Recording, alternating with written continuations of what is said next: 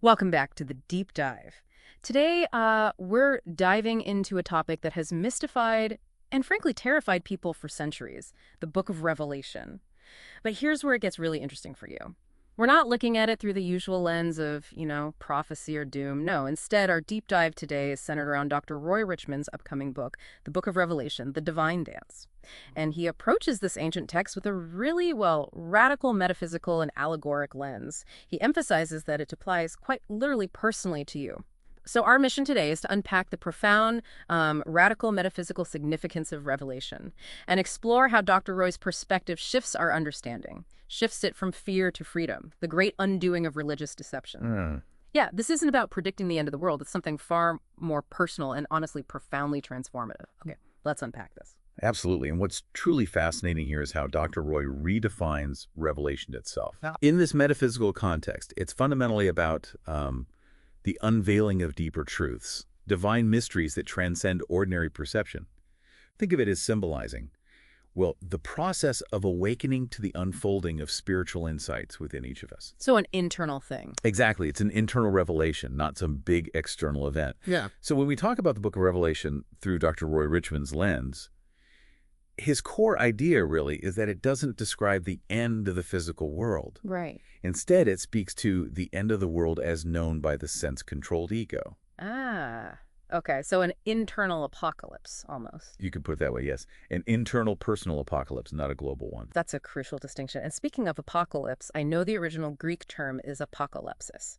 Can you expand on why that specific term is so pivotal here?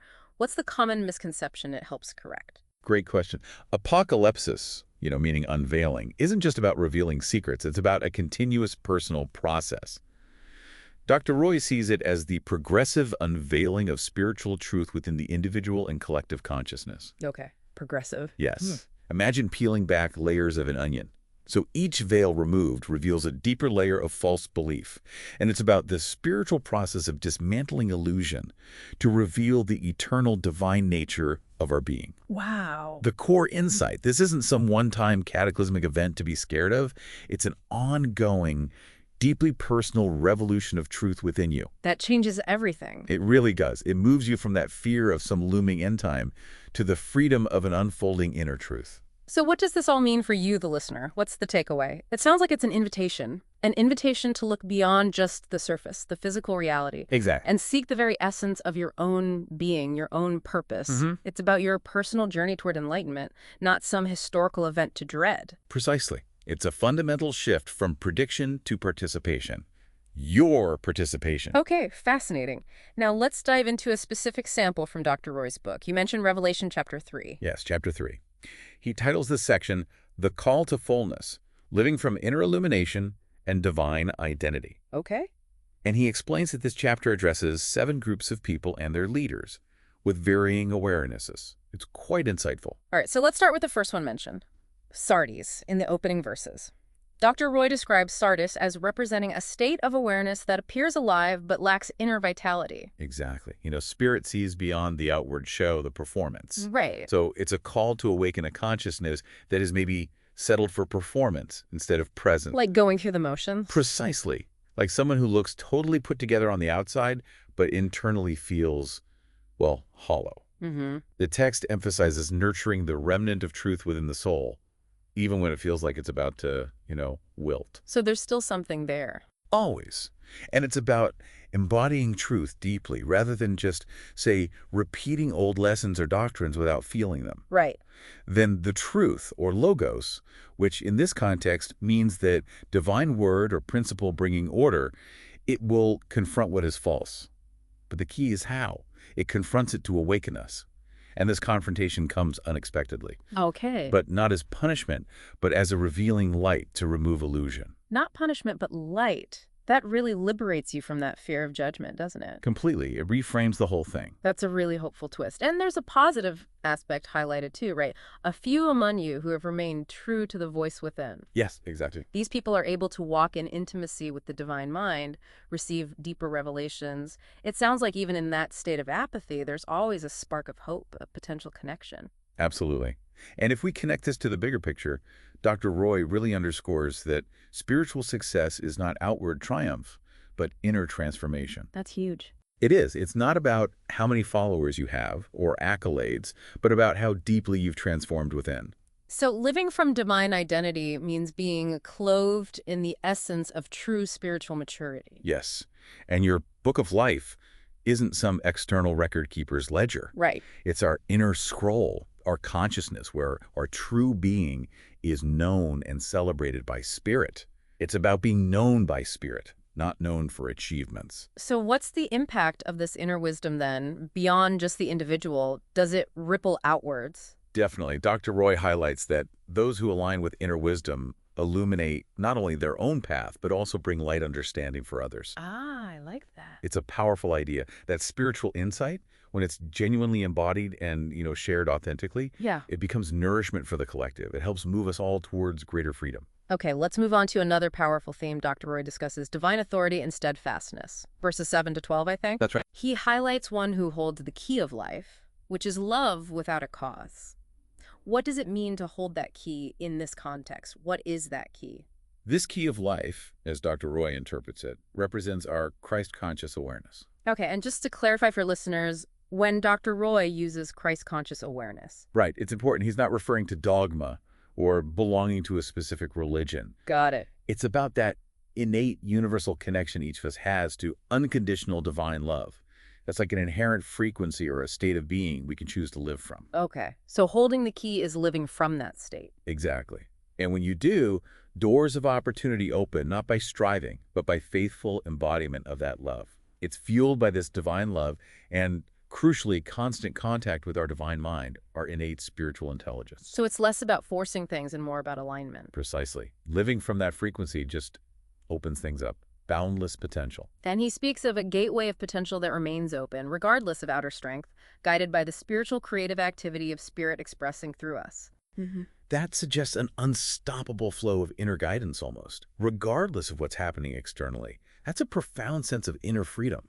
It really is. And Dr. Roy explains how those who were once caught in falsehood, maybe even opposing the truth, Yeah. they will actually be drawn to the light of your example. They will recognize the divine presence that you represent. Interesting. And he's clear, this isn't about elevating the ego, like, look how spiritual I am. Right. It's about demonstrating a visible divine presence in your very being, your way of being.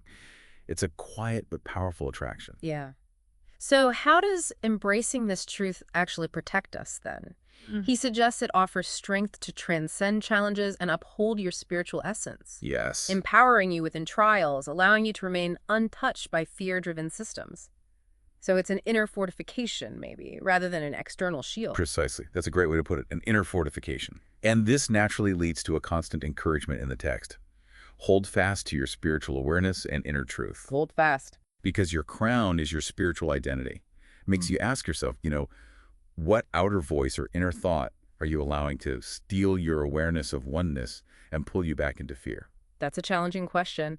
And what's the ultimate outcome then for someone who succeeds in this spiritual endeavor, as Dr. Roy describes it? The outcome is profound. They embody a true spiritual image of themselves, inscribed with divine essence.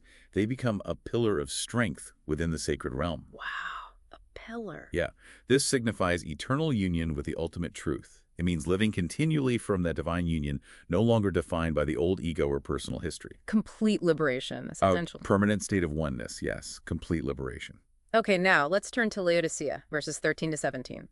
The danger of indifference. Dr. Roy describes Laodicea as the indifferent or neutral person, aware of truth but unengaged.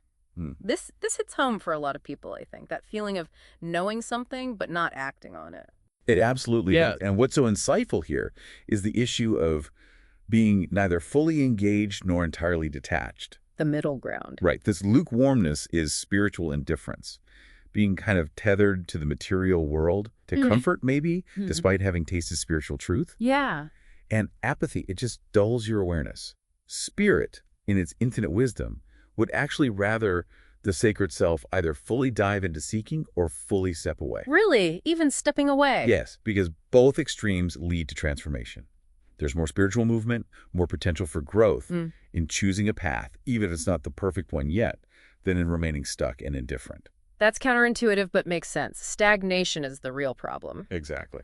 And Dr. Roy interprets that traditional, rather harsh image of being spewed out.